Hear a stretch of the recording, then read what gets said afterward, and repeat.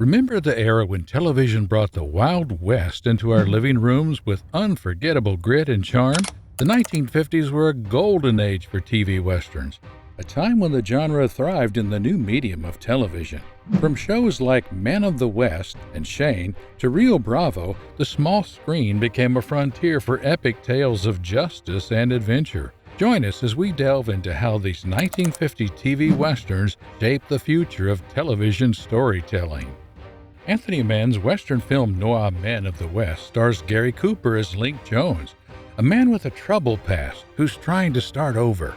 The film follows Link as he searches for a schoolteacher for his small town, only to find himself in serious trouble. As with many westerns, Link's past as an outlaw complicates his efforts to change his life. The movie is packed with gunfights and intense conflicts, staying true to the genre's exciting elements, and features strong performances from the cast. Man of the West was one of Cooper's final westerns, and is considered one of his best performances, showcasing a mix of decency, determination, and self-doubt. It was also his only collaboration with director Anthony Mann, who chose Cooper over his usual partner James Stewart for the role. Anthony Mann and James Stewart reportedly never spoke again after Man of the West, because Mann chose Gary Cooper for the lead role, which strained their previously successful partnership. As Link Jones struggles to leave his troubled past behind in Man of the West, can a legendary gunfighter like Jimmy Ringo ever truly escape his shadow? In The Gunfighter, directed by Henry King and starring Gregory Peck, we follow the story of Jimmy Ringo, a famous gunfighter known for his past mistakes and denied love. Ringo, who is regarded as a man who has gone too far and stopped too late, has a secret past. He has a wife, Peggy, played by Helen Westcott, whom he hasn't seen for 8 years, and a son he has never met. As Ringo's reputation as the fastest draw in the West grows, so does the danger around him. Many aspiring gunmen want to make a name for themselves by killing him, making Ringo a prime target. The film stands out from other westerns with its deep, dramatic characters and intense dialogue. It was even nominated for Best Motion Picture Story, highlighting its unique take on the genre and its powerful narrative. As Ringo's intense journey leaves us questioning the price of his fame in isolation, what if a story combined romance and humor with its Western charm?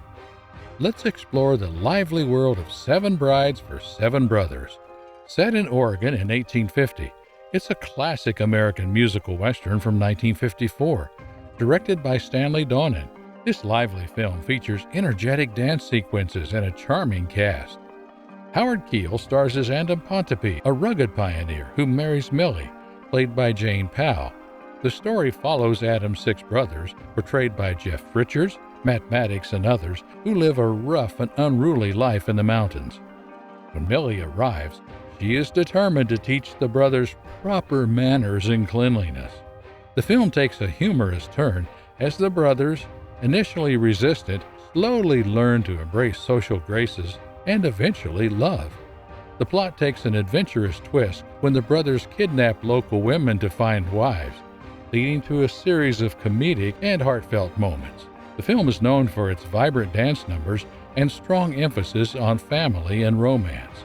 As the brothers in Seven Brides for Seven Brothers learn valuable life lessons through love and laughter, could their journey prepare us for a tale where a young boy faces profound challenges with his loyal companion?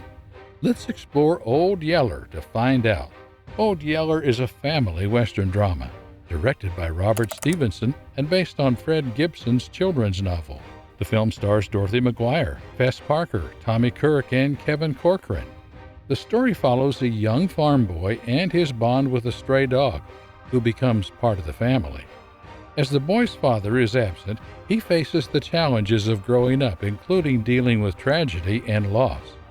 The film is a moving tale of a boy learning to navigate these tough experiences and to do what needs to be done, even when it hurts deeply. While the story is filled with heartbreak, it ultimately focuses on the valuable lessons learned and the growth that comes from facing difficult times. The film's message is about appreciating what is gained through hardship rather than dwelling on the losses. As we witness the profound lessons and emotional growth in Old Yeller, how does the struggle for survival and justice unfold in another gripping Western tale? Let's explore the intense world of The Naked Spur next. The Naked Spur was a standout Western film directed by Anthony Mann, a notable director of the 1950s. Mann and actor James Stewart teamed up for 5 remarkable Westerns during this decade, but The Naked Spur might be their best. The story revolves around a tense game of cat and mouse, with Stewart playing Howard Kemp, a man on a mission to capture the killer Ben Vandergraut, portrayed by Robert Ryan. Kemp is driven by a $5,000 bounty, and the film explores the lengths people will go when tempted by money. In this film, Stewart delivers one of his most intense performances, showing a darker and more troubled side of his character. The movie is further enhanced by strong performances from Janet Leigh, Robert Ryan, Millard Mitchell, and Ralph Meeker, creating a gripping and complex narrative about greed and morality. As Howard Kemp battles his own demons in The Naked Spur, can Will Kane in High Noon face his toughest challenge alone? In High Noon, Will Kane, played by Gary Cooper, is a former marshal who just wants to leave his past and enjoy his new marriage to Amy, portrayed by the charming Grace Kelly.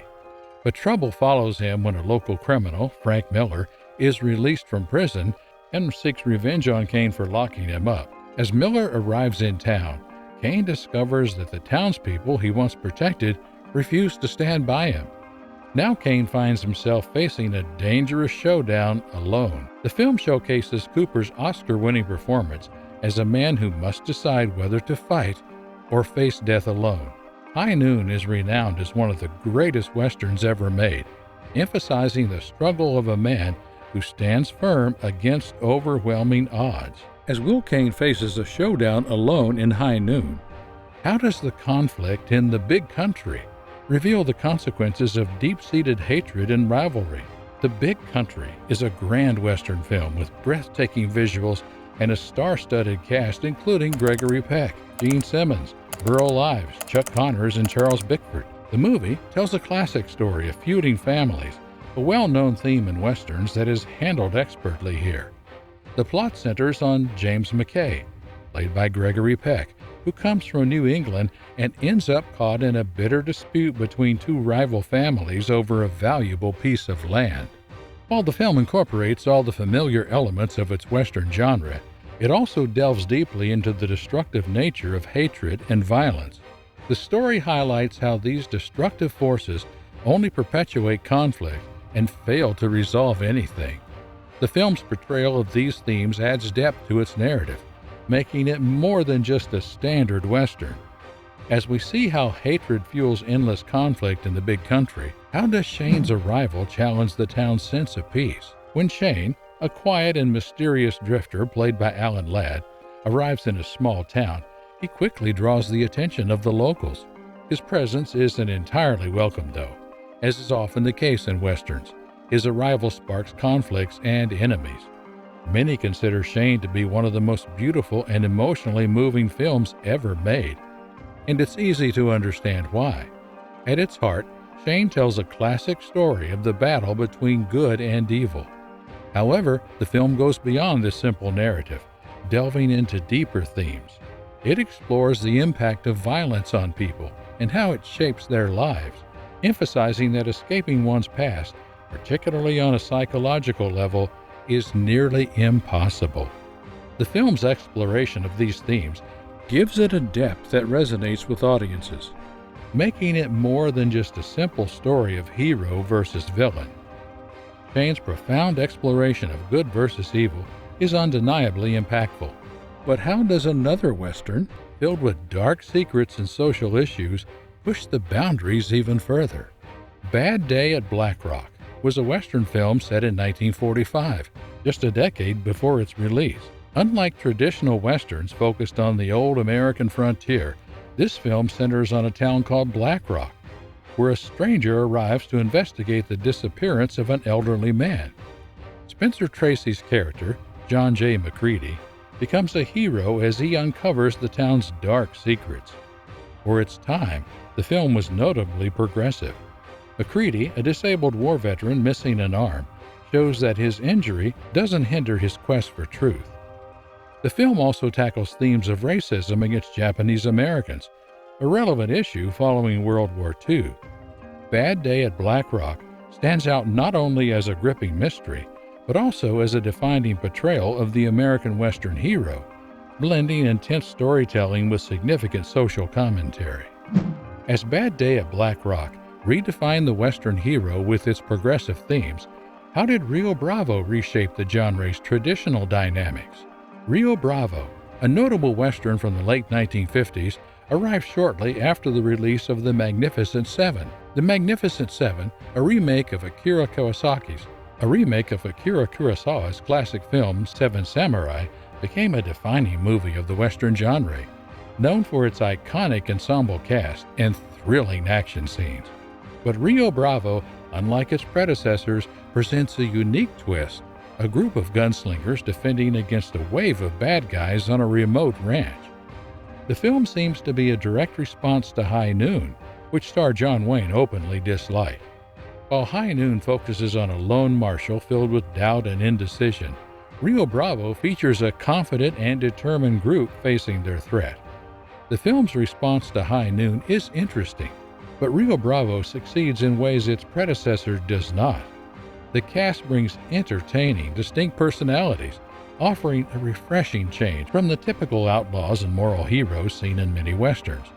Despite this, the film's slow pace might have improved by adopting some of High Noon's faster rhythm. From thrilling adventures to the iconic characters, the golden age of 1950s TV westerns continues to captivate audiences with its timeless appeal. If you enjoyed this journey into Western TV history, don't forget to like, share, and subscribe for more content. Thank you for watching.